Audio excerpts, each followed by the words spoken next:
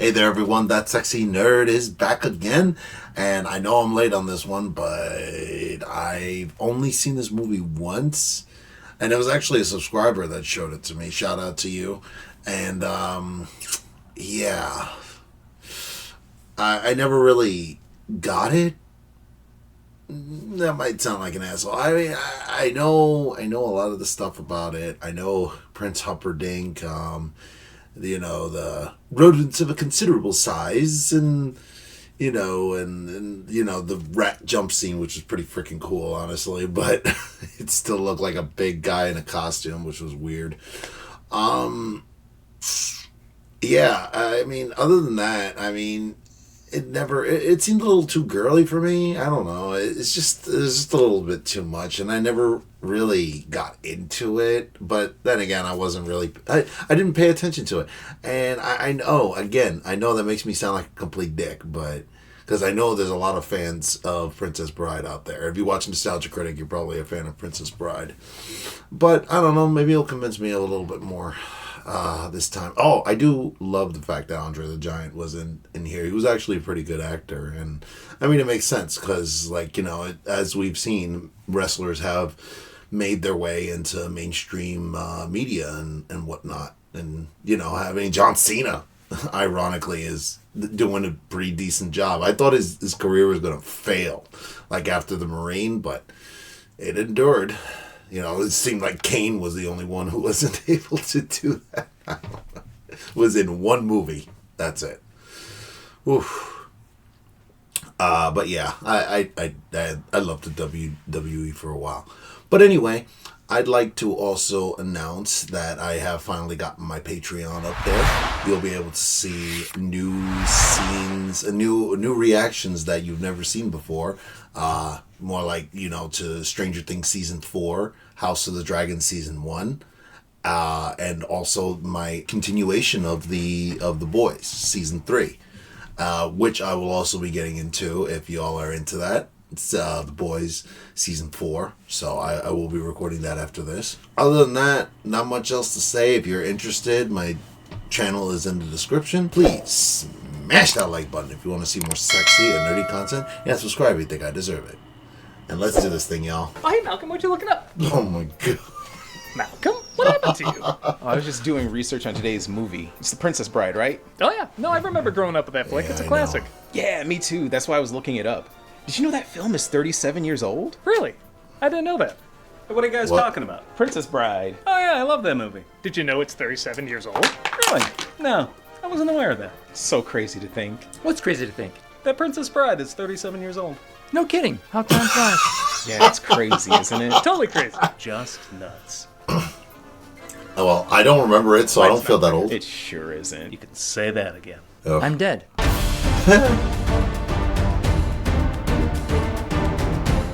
Crazy to think we're close to 4 decades since the release of the fairy tale comedy, The Princess Bride.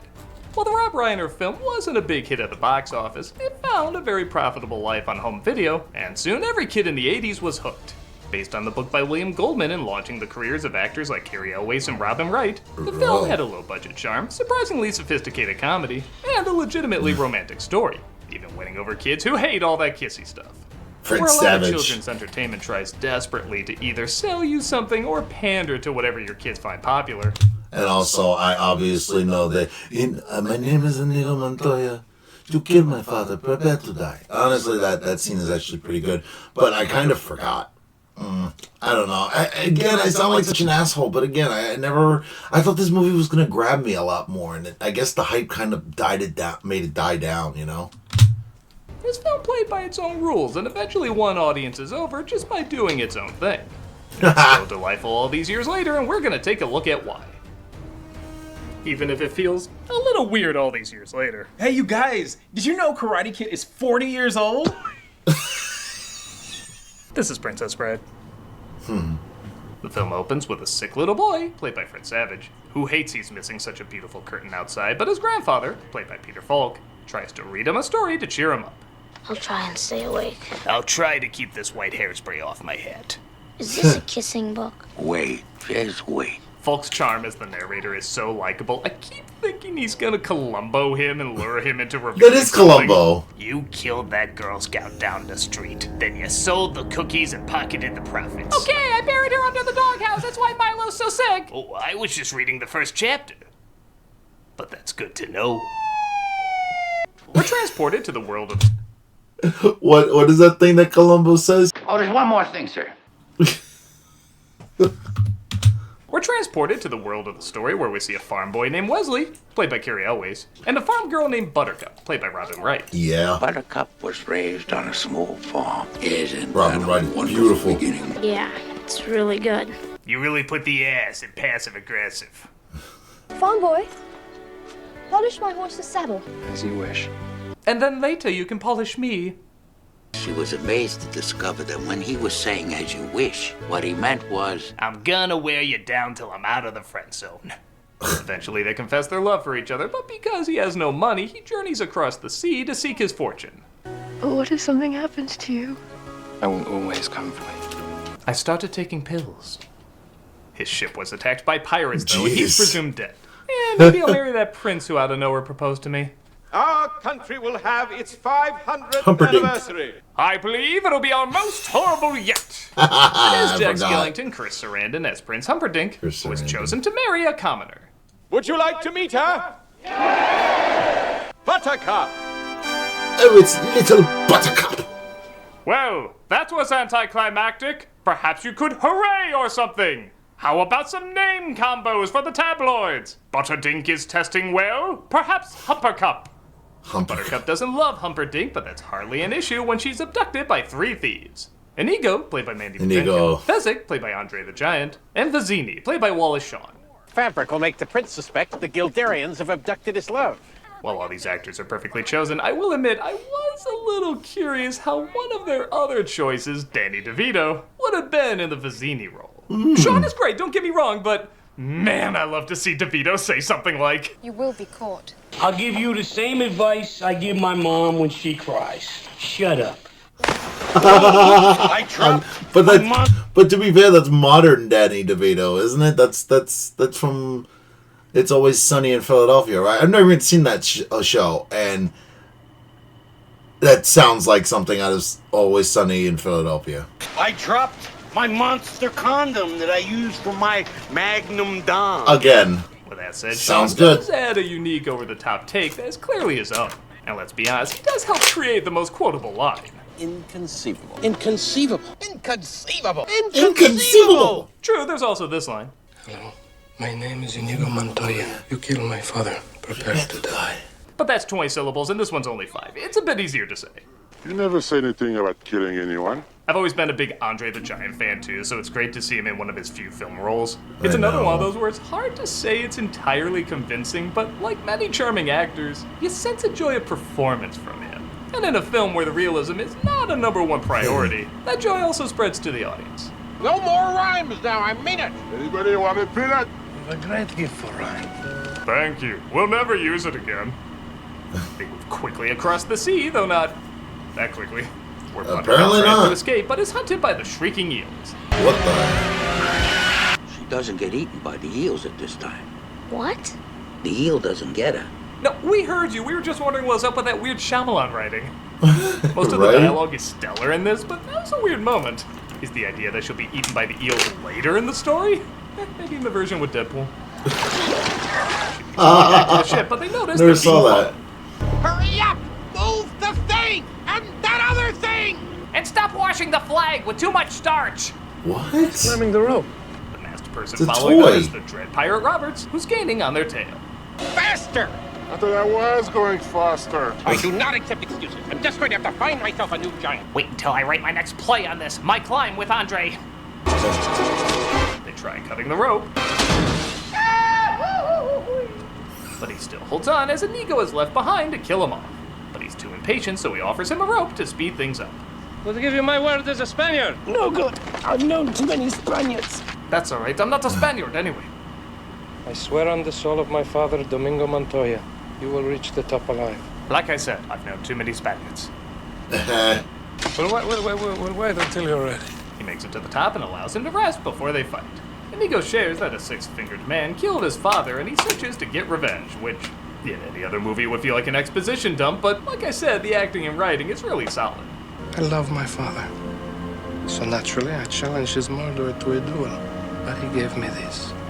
No, it needs to flow more natural, like... He was in the Amazon with my mom when she was researching spiders right before she died. That didn't do well at the box office either. These two are practically the same. I know, right? Just so They began their similar. sword- Speaking of which, I have thoughts on that. I've actually watched it.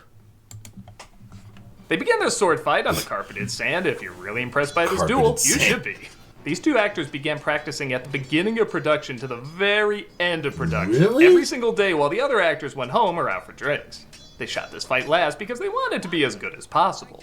They were sore beyond belief, but they learned how to fence both left and right-handed beautifully. Really? There was just one problem. When they did the demonstration of the fight on set the day they were gonna shoot, Rob Reiner shrugged and said, "That's it?"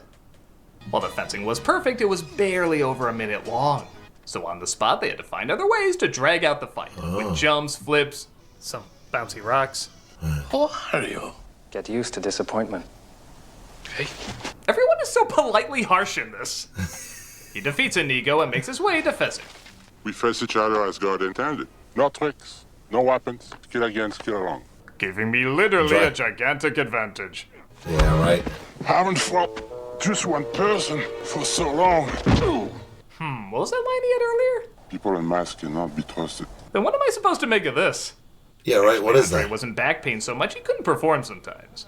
So they had a stuntman in a mask take over. Yeah, look at that. Can't imagine how much fun it was to find a stunt double for him. In fact, Andre was often in so much pain he would literally drink bars out of their entire supply of alcohol. That's so One night Elvis sad. went drinking with him in the hotel bar and he passed out in the hotel lobby. And nobody was able to move him. Nope. They literally just put velvet ropes around him and everyone thought he was some sort of abstract art exhibit. Saying, "Wow, that looks so realistic." In the morning, he got up and walked away like nothing happened.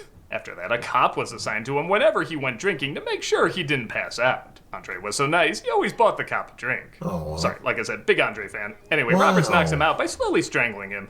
Rest well and dream of large women.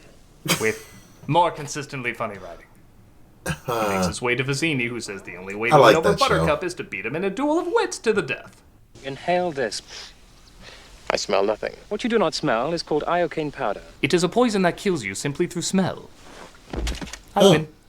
Well, Where is the poison? All I have to do is divine from what I know of you. Are you the sort of man who... Boy, this must have been the easiest shooting day for Wright. You can practically hear her snoring in between takes. Now, a clever man would put the poison into his own goblet. No, but only a great fool would reach for what... You're just stalling now. You'd like to think that, wouldn't you? He puts the poison in one of the cups and lets Vizzini choose who should drink which. That's not so hard to survive. At C2E2, I made it out okay. oh. What in the world can that be? What? Vizzini switches them, though, thinking You he dick. outsmarted him. You guessed wrong. You fell victim to one of the classic blunders. The most famous is never get involved in a land war in Asia. The second is don't buy a Star Wars IP and expect fans to like it. It looks like he put the poison in both cups, though. I spent the last few years building up an immunity to iocane powder. What? Cool. Doesn't explain how Prince Humperdinck can tell what it is. Iocane. How do you know How does he that? know? It's odorless. I don't know. Any royal that actually paid attention to education got like everything, all the education. Humperdinck is hot on their trail as Buttercup can't figure out who the mysterious pirate is. Whatever you ask for ransom, you'll get it. I promise you. What a story, Mark. Gotta love a hero who has to stop himself from smacking his love. I have loved more deeply than a killer like yourself could ever dream. That was a warning, Highness. It's cool. I got an apology video all set to go. What the Elvis hell? actually broke his foot riding one of the ATVs on set, Wow. so in several scenes where you see him leaning, sitting, or laying back, he was actually trying to take pressure off it. As you can tell by this kinda awkward way he sits down here. Funny enough, it makes him look more cocky and confident, as he throws Really? cruel lines to Buttercup, bitter she rushed into marriage after his death. Life is pain, Highness. Anyone who says differently is selling something. Happy reminder, this scene is available in toy form. Life is painless. He of course reveals himself as he's pushed down a hill, and Buttercup literally throws herself at him with joy. Why didn't you wait for me? You were dead. Death cannot stop true love. That's the dumbest thing I ever heard. The grandson hates hearing parts about kissing, though. Do we have to hear the kissing part? Let's see, she took the cucumber out of her. Here we go, the fire swamp. It's not that bad. Sorry, the mustache gives me confidence. Really, though, it's not that bad. There's Artex drowning, Yoda training Luke, Jennifer Connelly hanging on by a thread. Yeah, 80s had a thing for swamps, didn't they? I am not the Dread Pirate Roberts, he said. I inherited the ship from the previous Dread Pirate Roberts. He tells of how the Dread Pirate Roberts has been passing on his legacy for years, and though he was taken prisoner, he eventually decided to hand over the title to Wesley. He said, all right, Wesley, I'll most likely kill you in the morning. 3 years, he said that. Good night, Wesley. Good work. Sleep well. I'll most likely kill you in the morning. And then one morning, he did kill me. What? Yeah, let's figure that one out. Rodents of unusual size? I don't think they exist. A rat's of unusual size battle against the rat tail of unusual size, and Buttercup is continuing to be useless. Yeah, I guess the author asked his daughters what he should write about. One said a princess, the other said a bride, so he wrote The Princess Bride. The irony is, despite being played well, she is the most uninteresting character in the film, doing very little throughout it. And for a title he named for his daughters, The Princess Bride never becomes royalty or gets married in this. That's crazy. Oh, no. Then you're not married. So even that she couldn't do right. They make it out of the swamp, but are caught by Humperdinck. Buttercup says she'll marry him, though, if he lets Wesley go. He's handed over to Count Rugen, played by Christopher Guest. You have 6 fingers on your right hand. I'm very sensitive about that. My parents were siblings! Yeah, it's fitting he's knocked out because this is kind of where I check out a bit, too. Oh, not that it's bad. I mean, I know a film with this dedicated fan base would do terrible things to me if I even hinted at that. Oh, no. But there is a... Now I'm terrified, guys. Please be kind. Okay, so like I said, the film doesn't get bad, but the momentum does go down a great deal after this point. We're on an adventure, colorful characters, deadly threats, new locations, there's always something new on the horizon. Then we're taken back to where we started, with people mostly just standing around talking. The writing's still good, and it does introduce new characters as well, but that excitement of where we're gonna end up next is gone. With that said, the comedy is still decent, with Mel Smith playing the caretaker of the Pit of Despair. You survived the fire swamp. You must be very brave. But nobody withstands the machine. Remember that device in Burn After Reading? It's like a cousin of that. The king apparently dies, and Humperdinck and Buttercup are declared king and queen. Hold it, hold it. If she didn't marry him, it wouldn't be fair. Well, who says life is fair? Where is that written? Can that be a motivational poster for some younger people? But not everybody in the crowd is thrilled either. Boo! Boo! Marjorie Mason as, no joke, the ancient booer. And I wanted to name her because she's been in a ton of stuff, but nobody ever recognizes her except for this scene. I don't think I'm giving anything away when I say this is a nightmare Buttercup is having, and her performance, while wonderfully silly and over the top, is quite nightmarish. Rubbish, filth, slime, muck, boo! Everyone's quiet and happy to see you except for one miserable goblin who will try as loudly as possible to make you suffer. True love saved her in the fire swamp and she treated it like garbage. It's my favorite scene in the movie just for how hilariously unpleasant it is. And most of that comes down to her performance. Boo! Boo! Boo! Like I said, it is a dream, as the grandson brags and the grandfather quotes whatever YouTuber says when a comment points out a flaw in a video. Yes, you're very smart. Shut up. But Buttercup grows more and more anxious as the wedding nears. If Wesley wants you, bless you both. If not, please consider me as an alternative to suicide. The pickup line Russell Brand usually uses on women. You might think I've been leaning too hard on some of the sex jokes earlier, but look at this scene and tell me somebody else isn't leaning hard right now. I'm sure you've discovered my deep and abiding interest in pain. As subtle as putting together is Joel Schumacher gay.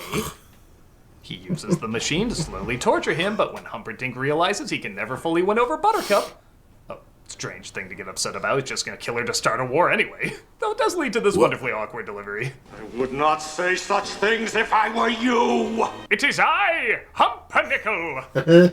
He speeds up the process, killing him. Clayface. Shut up, Wesley. Humperdinck reunites with Inigo, and says teaming up with the man who bested them might give them purpose again. Too bad he too got bested. Well, clearly teaming up with the man who bested us makes sense. Or he killed your father. No, the science just adds up. We have to join him. They take Wesley to Miracle Max, played by Billy Crystal, and his wife That is Valerie, Billy. played by Carol Kane. And this is where the energy really comes back again. Really? The same way they breathe life back into Wesley, the same way they breathe life back into the movie. Ever since Prince Humperdinck fired him. Humperdinck! Stiegen! Humperdinck, Humperdinck, I'm not Humperdinck! listening! I like to think if Taxi kept going, this is how Locke and Simcoe would turn out. They give him a magic pill that'll slowly but surely bring him back to life as they haul him to Humperdinck. Bye-bye, boys! Have fun storming the castle! Meet me real soon! The adventure is also back. We have some sword fights, people set ablaze, confrontations. Like I said, the movie really gets back on track with some of its momentum here. It also does it on its own terms, though, with the main hero barely able to move. Here you go. What? Hopefully you win. If not, it'd be a sin. No, really, why did we have me rhyme if we were just gonna drop it?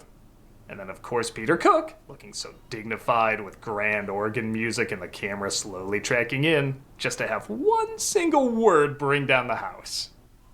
Mawage. This line and this speech is so famous, I can't even count how many times I've seen actual weddings use it. Marriage is what.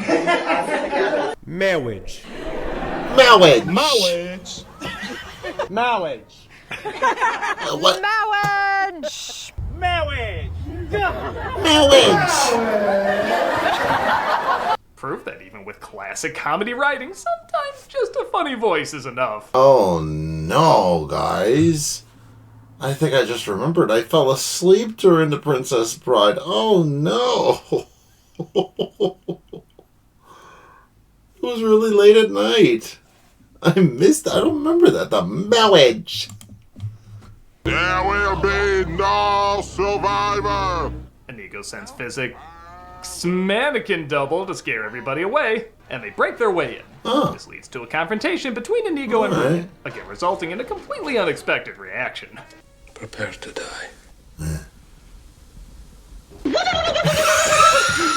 Buttercup decides she can't live in a world without Wesley. There's a shortage of perfect breasts in this world. Twould be a pity to damage yours. I don't know, they're attached to a character that literally does nothing but be depressed throughout the entire movie. Is it worth it? Wesley, why won't you hold me? Get used to disappointment. Inigo chases Ruben, but is stabbed not once, not twice, but 3 times and still manages to get his revenge. Hello! My name is Inigo Montoya. You killed my father. Prepare to die! Okay, so here's the thing. I'm totally down for fighting through the pain to get his revenge, resulting in one of the best vengeful lines ever. Anything you want. I want my father back, you son of a bitch. But then, somebody should rush in and nurse him back to health. Maybe another pill that Miracle Max gave or something, I don't know, but he walks around like he's just fine. He holds his stomach like he has a tummy ache, but he's literally dripping blood all over the place. Oh, man. Wesley's even like, hey, you fountain of red pain, you want to take over being Roberts for me? Get him to a hospital! But first things first, to the death. Humperdinck thinks Wesley can't fight back, and because of that incredibly demanding sword fight and the fact they hurt his foot, he's right. So words are a good budget-saving way to win this fight. He tells him how he's gonna chop off every part of his body except his ears. Every woman who cries out, "Dear God, what is that thing?" will echo in your perfect ears. I love how a screenplay with such elegant dialogue can suddenly dumb itself down at the best moments. Just having that line, "What is that thing?" is so simple yet so direct. Like there's no other word anyone can come up with to describe him. He'll be that grotesque.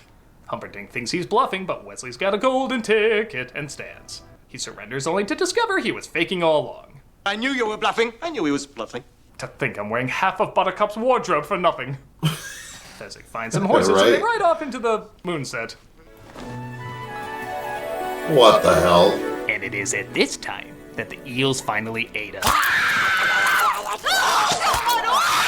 Jesus, Grandpa, what did you read me this thing for? No, they ride back home and the grandson is so invested he's more than happy to even listen to the parts about kissing. Now I think you ought to go to sleep. You have a lot of resting to do before you spend your lifetime watching the Bears lose. Maybe you could come over and read it again to me tomorrow. As you wish. It was at that moment that I realized this wasn't even my grandfather. And that was The Princess Bride. Years. Still pretty great. Okay, not everything's spectacular. There's a few pacing issues here and there, and sometimes the budget cost can be a little distracting, but half the time that's also what's so likable about it. It feels like a movie that major studios didn't have a ton of faith in, so it had to fight harder and smarter to be recognized. And when it does work, which is easily the majority of the time, it leaves us with characters, performances, dialogue, and a romantic adventure that can never be forgotten. It's smart enough to speak to adults, simple enough to speak to children, and charming enough to speak to every child's inner grown-up and every grown-up's inner child. Okay. Boo! Boo! What's wrong? Our audition was pointless! It was more about how old you feel rather than the impact the movie had on you. And now Jim is dead! That's true. Still dead. Rubbish! Filth! Slime! Muck! Boo!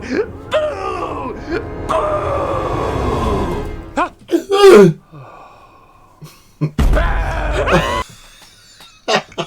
Anybody want a peanut?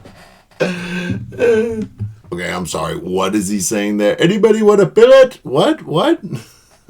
But yeah, this was. It makes me want to watch the movie. It's pretty good. Yeah. So again, I just completely fell asleep. I think it was around the time after. Ironically, I think it was the time after Billy Crystal and that woman left. I think it was like, have fun storming the castle, and then I was like, so yeah, I just never got around to watching it again. But anyway, yeah, it seems pretty good. I did enjoy this review. It was actually pretty funny, and just all the ideas from the movie. It seems I had no idea that everybody knew that whole Mawage thing. So, I mean, nice to have learned things today. But anyway, yeah, I also wanted to talk about Madam Web. I watched Madam Web, and I can see why. I don't hate it as I thought I would. I don't hate it that much. It's still a terrible movie. Awful movie. I kept on going by, and I'm like, yeah, this is like really, really dumb. But it's an entertaining kind of dumb. And I have to admit, the whole time frequency or being just transporting to another like point in time or just going backwards without having any control. But then again, like, what the hell happened? Did she even get control of that? I don't think they even the movie is stupid. The point is, it's not as bad as I thought it was, but it's still pretty bad. I'm sure you all knew that, but But anyway, I hope you guys check out my Patreon and just love all my new content. And again, like House of the Dragon and Stranger Things, my reactions to those, even Puss in Boots: The Last Wish. So I'm going to be uploading all of that. You guys will be able to watch whatever you want to watch and hopefully show up. And please smash that like button if you want to see more sexy and nerdy content, and subscribe if you think I deserve it. And I'll see y'all in the next episode.